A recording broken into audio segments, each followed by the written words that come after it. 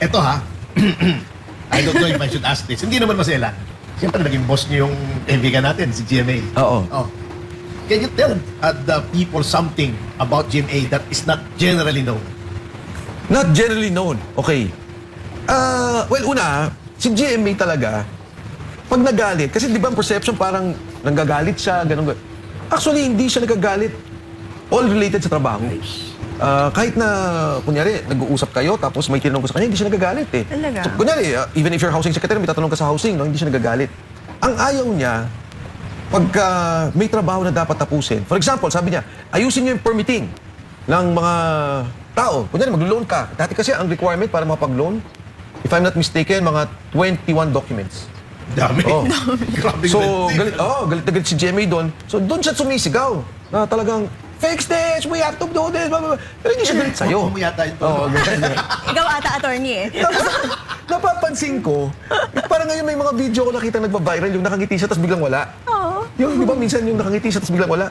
Actually, noon pa siya ganun. Noon pa siya ganun. Nakaya niya na galit siya. Eto ako, baliktad naman ha. Galit siya, and then bigla siya nakangiti.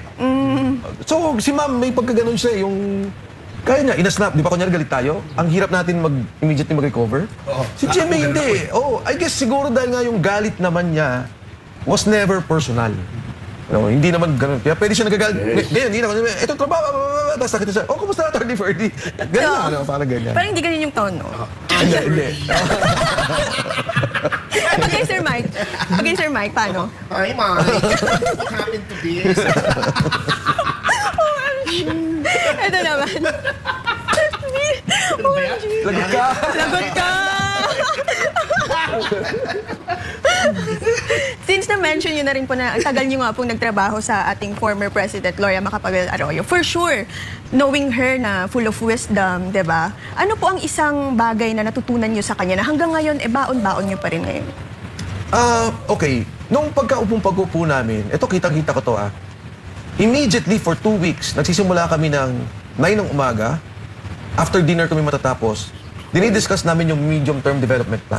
Oh. Medium-term development plan. So, kailangan mong i-present bawat department. Kunyari, I recall, DPWH. Ang function ng DPWH is number 1, yung infra should either help the economy, help tourism, help peace and order, or meron siyang social-civic component. Meaning, kahit na 5 bahay lang yan, na mahihirap, kung kailangan mong gawin ng farm-to-market roads, ilagay mo and justify mo. So, can you imagine, nag-represent ka? So, kailangan tong kalyeng to, kailangan tong building to, dahil for national security reasons, for tourism reasons, kailangan alam mo. So, ako sa housing, as I've mentioned, pag developer at that time, ang signatures na kailangan para ka makapag-develop, 80 signatures. 8-0. Grabe. 80. Wow. I'll give you an example, Tony Ferdy. I'll give you an example. Kailangan sabihin mo na yung lupang gagawin mo ay hindi coconut farm. Hindi siya sugar farm. Wala siya tamang irrigation. So, doon pa lang sa tatlong yun, pupuntahan ko lahat ng agency. Grabe. Isa-isa. Oh, so, that was one of the things. So, talagang trabaho. And, pangalawa, si GMA nagagalit siya, huwag ka magbarunong. Kung di mo alam, tanong mo. Di ba? O sabihin mo sa kanya, ma'am, I'll check on that. Huwag ka magbarunong. So, yun yung ganung paghahanda. Parang natamaan yata ako ng ganung style. So, yun yung isang ano sa kanya, yung preparation sa kanya. Yung sense of duty niya, Yes. nare-recall ko nun, sabi ng mga PSG at that time, hirap na sila kay President Ferdinand Ramos. Fidel Ramos. Kasi ang sipag. No? Mas nahirapan pa sila kay GMA. Oo. Even Grabe, up to now naman. Even up to now. Nakikita ko Sobrang eh. hard work. Talagang dire-diretso. Anyway, going from one president to another. Yes. Dito naman sa incumbent natin. If you could have 5 minutes with him, one-on-one, anong sasabihin mo sa kanya? Ako, syempre, ang unang kong sasabihin, Mr. President, ano ba yung direksyon mo gusto mangyari? Because if you want to perpetuate yourself in power, Yeah. or i-perpetuate mo yung kagrupo mo in power, that will not happen. Without elections, that will not happen. Para matahimik na yung ating bansa, kung sino man yung mastermind, kung hindi ikaw, no? At sinasabi mo kunyari hindi ikaw, ipakulong mo na. Tatahimik ang bansa. Yes. Pangalawa, si President Duterte, alam kong ICC siya, but you have to help in some ways na makabalik siya ng Pilipinas. Oh. Yan, tatahimik ang bansa. Kasi ang hirap nung yung dating Pangulo, inilagay mo doon, ang daming galit, ang daming nasasaktan. Ang hirap na yung anak niya, in-impeach mo. So natutuloy yung laban. Tuloy-tuloy yung bakbakan. Ang hirap na yung corruption issue na ikaw din ang nagsimula, na nagsabi, Yes. wala kang pinapakulong. So ito yung sitwasyon ng bansa natin. How can we move on? How can we work together if you have all these things na para bang nakabalot doon sa bansa? Na, if you recall, di ba, si President Duterte sabi niya, ikulong na natin si President Ferdinand Marcos Sr. Ilibing si Yes. President Ferdinand Marcos Sr. Para makamove on na, di ba? Move on na. Tapos na tayo. Dati siyang presidente, whatever judgment you have of him, Tama. ilibing na natin siya. So yun eh. Tapos na, move on tayo. Correct. So again, ito yung mga balakid na nangyari sa ating bansa. So hindi ko maintindihan paano matatahimik or how do they expect to keep everything calm, quiet, peaceful in the next 2 years kung ganitong patuloy na may mga problema. Diba? I mean, kunyari, ikaw, yung father mo, hindi lang ikinulong. Okay lang kung dito kinulong eh. Dahil GMA kinulong dito. ERAP kinulong dito. Pero inilabas mo sa isang bansa, sa ibang bansa, subject sa batas ng ibang bansa, yan ay hindi lang question ng tao. Yeah. Question niya ng soberenya ng Correct. ating bansa. Tama. O, di ba? Tapos ikaw ngayon, ini-impeach kita. E di syempre, supporters mo nagwawala, nagagalit. Tapos sinabi, may trilyon na korupsyon. Alam nila, nakikita nila. Alam mo, tinanong sa akin ano bang epekto nito sa ating lahat? O, ano bang epekto nito? Sa lahat po ng nasa hospital na ang nangyayari sa inyo, ayaw kayong bigyan ng guarantee letter. Mamamatay yung inyong kapamilya, yan po ay dahil sa pondo ng PhilHealth. Yan, problema yan. Correct. Yung mga gumigising ng alas 4 ng umaga para pumasok ng alas 8 ng umaga dahil kailangan nila magtrabaho, yan dahil doon sa punta sa subway.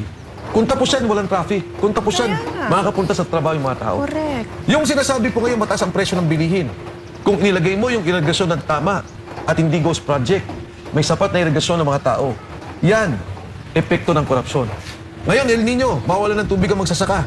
Mawawalan ng tubig sa atin, yung mga uminom sa bahay. Kung yung pondong yan ginamit para gawin yung dam, and we're talking of trillions of pesos, hindi abot ng trilyon ng isang dam. Baka hindi pa umabot ng 50 billion pesos yun eh. Oh, yan ay dahil sa korupsyon. Kaya- So lahat ng mga bagay na to dugtong-dugtong. At kung yung ina mo, ama mo, kamag-anakan mo, pinsan mo ay nagiging OFW dahil kailangan na magtrabaho dahil masama ekonomiya dito, yan ay dahil sa korupsyon.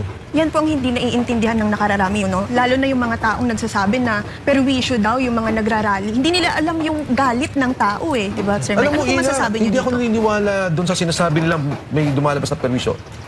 Tandaan nyo ang presidente sa Mindanao is negative 40.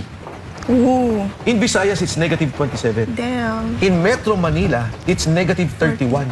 Can you imagine, Metro Manila. Tinalo na ng Metro Manila ang Visayas. Grabe. So yung mga nagsasabi, kung minsan pagpansinin mo, pagka may nag-react sa page ninyo o may nag-comment sa inyo, buksan ninyo, troll.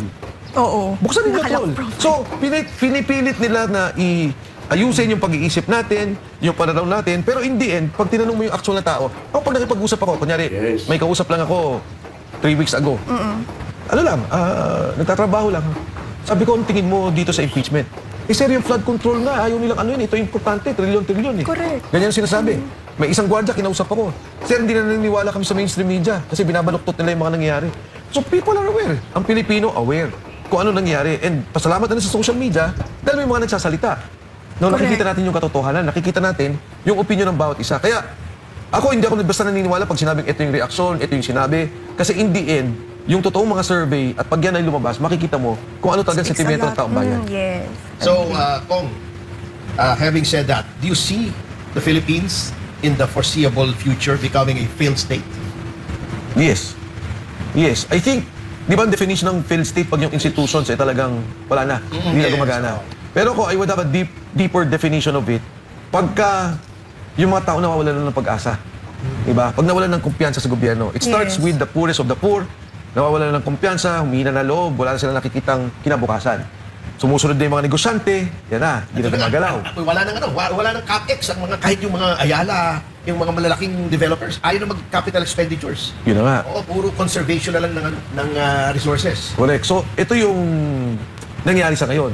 Ayoko mangyari yung failed state na as you would define it, na talagang kagulo na tayo. Wala nang Oo. wala nang central authority. Wala ng central authority, Nakakatakot yun. oo, wala ng hustisya, wala ng korte, yung talagang To each his own. civil war na yung nangyari. Yun ang sana huwag nating Huwag abutin. naman sana. Huwag naman sana. Sir Mike, sa punto po ng buhay niyo ngayon, anong mas mahalaga sa inyo? Peace of mind or success? Okay. Sa akin kasi, medyo okay na yung pananaw ko na, yung kalagayan ko na yung mga anak ko. Oh. Kasi graduate na sila. Ay, congratulations Diba? May mga, po. isa na lang na dito na. Abogado na siya. Oo. Lawyer, yes. So, eto nga, actually, Ina, for the longest time, and I think si Atty. Topacio witness to this dahil sila Atty. Topacio, nauna pa sa akin nauna pa kayo nagsasalita. Ako, I started with Gutesa. Nagsimula lang ako magsalita nung lumabas Sergeant Gutesa. Kasi nga, nung nagkwento Sergeant Gutesa sa akin, sabi niya, Sir, may isa pong beses, nag-deliver yung isang congressman, 50 maletas. Grabe Na ang laman ay 50 million. Sabi ko, ha? Ganon? O, sir. Tapos, dinala po namin nga from Valley Verde, dinala namin sa bahay ni Saldico sa Horizon. Wala sa Horizon, nag-deliver po kami sa bahay ni Speaker Martin Romualdez. So, parang nagugulat talaga ako. At sabi niya, 3 times a week ang delivery. Sabi ko, ba't alam mo? Kasi may group chat sila.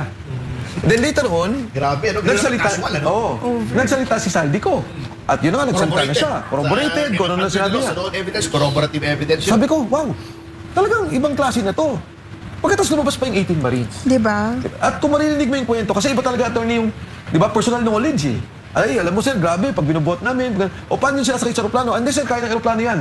Hanggang ganitong ilang bilang ng maleta. So, makikita mo talaga yung pagkaalam nila doon sa korupsyon. At nakita ko yung pagkakataon na, hindi na pwede to. Alam mo, madalas nagsasabi yung mga kaibigan ko, Mike, ba't di ka nagsasalita? Alam mo sinasabi ko, Tony Ferdy, ba't ako magsasalita? Ang daming kasama ni Pangulong Duterte sa Kongreso nung panahon namin. Ang dami niyang kasama sa Senado. Ang dami rin niyang kasama sa kabinete. So ang thinking ko, sila yung first in line, sila yung unang panlaban, kumbaga. Nung napansin ko, tahimik yung mga tao, wala nang nagsasalita. Si Atty. Ferdinand lang ang narinig kong maingay. At saka si Ina Sampang. So, kaya nga sabi ko, teka lang, kailangan natin magsalita. Because if Tama. not, parang isipin ng mga nagnakaw, pwede pala to. Di ba? Pag nagnakaw ako, katulad ni Henry Alcantara, iniisip niya, nagnawak ako, assuming lang, 4 billion lang. O 4 billion, bayad lang pala ako ng 200 million o 300 million. Absuelto na ako. Diba? Yes. Absuelto na ako, tahimik na ako, may pera ako, bilyon-bilyon. Pero, yun, kawawa yung mga taong bayan. Nalunod, nasira kabuhayan, walang nangyaring flood control, at yung perang dapat ginamit na makakatulong sa pangkalahatang ekonomiya, walang nangyari. Dahil naging ghost project pala. Kung Grabe. yung attitude na yan, hindi common yan. Kasi sabi nyo nga ang daming ayaw magsalita. Sino bang, where do you get it from? Sino bang tao o mga tao na nag-influensya sa inyo na kapag may nakikita kang mali, it's not an option to keep quiet. You have to speak out. Nung bata ako noon, aktivista kami noon eh. So from sa UP, pagbalik ko noon, nag-aaral ako sa Pamantasan ng Pilipinas. Ang unang nakasama ko noon, in fact, nagkasama ko doon sa mismong kampanya ni Lian Alejandro. At that time, siya yung student Si leader. Lian Alejandro, Oo. di ko po kilala. Pinatay yun eh. Pinatay. Pinatay. Sa Malabon noon, kinakampanya ko siya. Tapos, mabait siya sa akin, no? And then later on, yun nga, pinatay nga si Lian Alejandro. And then nung nasa Congress na ako, ang nakakasama ko noon, si Joker Arroyo. No? Malaking influensya sa akin yan. And then, of course, ngayon si Cadante, nakasama ko rin sa Congress. Pero alam nyo, syempre yung tatay ko rin eh. When he was younger, aktivista rin siya. Yes po. I think grade 4. Pinag-usapan younger na... than today. Yes. Pinag-usapan na namin yung grade 4 ako. US military bases at that time. Talaga? Grade Oo, 4, ah? Grade 4. Kasi kinikwento rin ng tatay ko yung Lalo nung implikasyon. bago, luksong tinik nun.